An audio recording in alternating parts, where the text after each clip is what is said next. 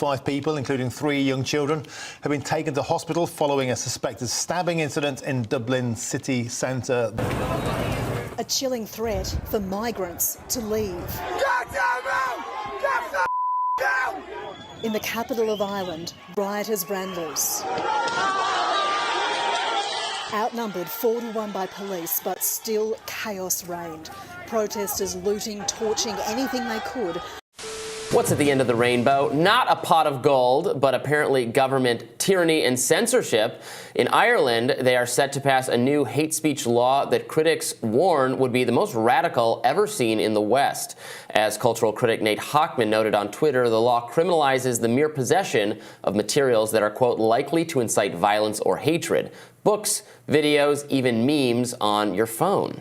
Irish Prime Minister Leo Varadkar claimed the new law was necessary as the advent of social media marked new territory for hate speech that needed to be regulated. I think it's now very obvious to anyone who might have doubted it that our incitement hatred legislation is just not up to date. It's not up to date for the social media age, and we need that legislation through, and we need it through within a matter of weeks, because it's not just the platforms who have a responsibility here, and they do. There's also the individuals who post messages and images online that stir up hatred and violence, and we need to be able to use laws to go after them individually as well.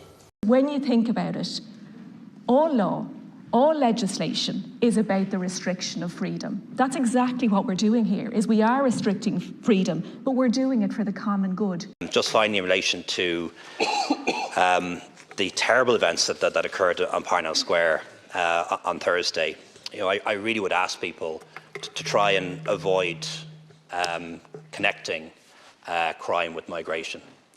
It's not right. An Comisiún is calling for those who see hate speech or other illegal content online to report it to the platforms or to An Garda Síochána.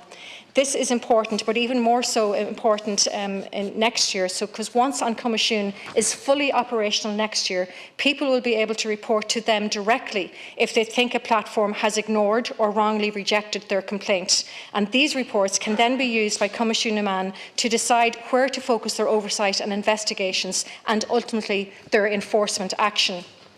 Finally, on Comisiún's first online safety code, as provided for under the Online Safety and Media Regulation Act, will be adopted in early 2024. A draft code will be published very shortly for stakeholder consultation, and this will hold the video sharing platforms accountable for how they protect their users online and will deal with extremist content like hate speech and incitement to violence. This is a new era in which the regulators and the people they serve will be empowered to make the online world safer for all. While it's true that the Irish have known a fair share of oppression, the reality is during that oppression we still maintained our invisibility cloak of white privilege. And we often hear about white privilege, and it hadn't really occurred to me that I had white privilege as well, but now, listening to you, I understand that I do have a privilege. I think we shouldn't forget that our Parliament still looks very male, very stale and pale. Of course you can say that. You're a middle-class white man. So you view the law completely different to somebody who is a traveller, to somebody who is uneducated, to somebody who's maybe a member of the Roma community. So it is very, very different. You know that the law doesn't treat you the same. It doesn't treat you the same. You, as a white privileged man, how does my debt impact your life? I think it's worth putting on the record of this House that concept of white privilege and how that can be normatised in our own lives. And, you know, we as we develop as a society and a more racially integrated society, I think need to become more and more conscious of that within our own politics and the advantage that has brought, with the corollary being that your whiteness is itself an advantage, and to really understand that. I often observe young people as they walk together. One of their party or two of their party will be from, you know, their background maybe from a different country, and they are, you know, celebrating that and they are engaged in that much more so than the very dull, white, pasty Ireland that I grew up in. I think what we need to do in our own political system is to call out the hypocrisy of standing in a parliament like this, full of white people, and saying as racism is something that other people do, because it's what politicians here in Ireland do. Because the Ireland that I grew up in was made for people just like me.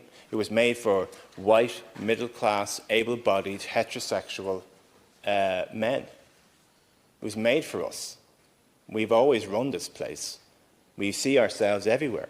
And if you walk around the walls of, or the halls of this esteemed building, you generally see people who just look just like me. There is obviously a fairly obvious deficiency in what we're doing. We're basically a room full of white men talking about racism.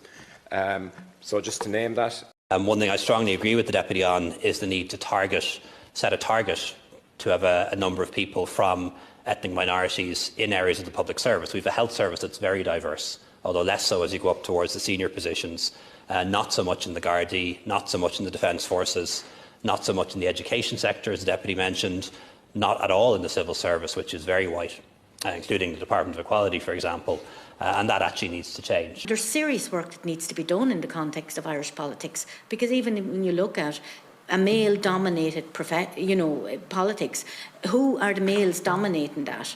And the majority are more privileged, are predominantly white. There is very little ethnic visibility across any of that. So measures need to be put in place to start looking at that. Yeah, the last thing we want to do is replace a bunch of straight white middle-class able-bodied men with a bunch of straight white middle-class able-bodied women.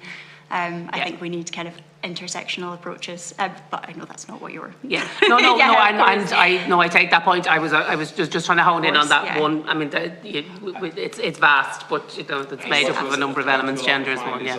One thing I strongly agree with the Deputy on is the need to set a target to have a number of people from ethnic minorities in areas of the public service. We have a health service that's very diverse, although less so as you go up towards the senior positions, not so much in the Gardaí, not so much in the Defence Forces, not so much in the education sector, as the Deputy mentioned, not at all in the civil service, which is very white, including the Department of Equality, for example, and that actually needs to change. So we need to have, I think, a target for people who come from ethnic minority backgrounds.